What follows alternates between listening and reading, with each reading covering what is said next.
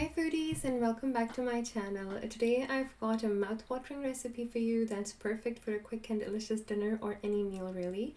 It's my Afghani-style chicken boti recipe. But before we dive into the kitchen, don't forget to hit that subscribe button and ring the notification bell so you never miss out on any of my delicious recipes.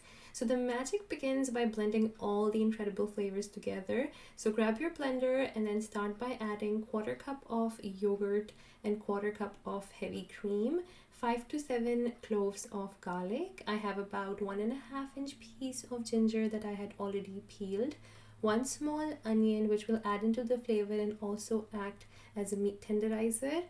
I'm adding about 1/4 bunch of fresh coriander leaves, 1/2 teaspoon of black pepper, 1/2 teaspoon of garam masala powder, 1.5 teaspoon of coriander powder, 2 teaspoons of cumin powder, and 1/2 tablespoon of tandoori masala. This is optional but highly recommended. And then I'm adding 1 teaspoon of dried mint leaves. If you don't have that, add a handful of fresh mint.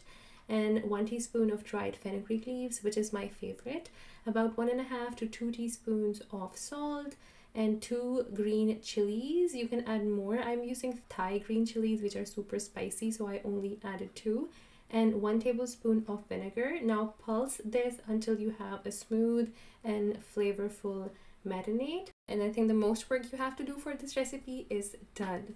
Here I have about 1.5 kgs of boneless chicken thighs that I had washed and cleaned and cut into smaller pieces. So if it was a bigger thigh, I divided it into 4 or 2 or 3 depending on the size. And now pour that heavenly delicious marinade on top of the chicken, making sure each piece is coated. I added in 2 tablespoons of oil to awaken all the flavors of the spices. And before we put it to rest overnight, just do a taste test just to make sure that salt and spices, everything is according to your liking. And now marinate for at least 2 hours, or better yet, overnight, for an explosion of flavors. So now that it's time to cook, you've got so many options with this. Fire up the barbecue grill. You can cook it on the stove top like I did when I was taste testing it, or even use your favorite air fryer. Whichever method you choose, just cook until the chicken is perfectly juicy and charred on the edges.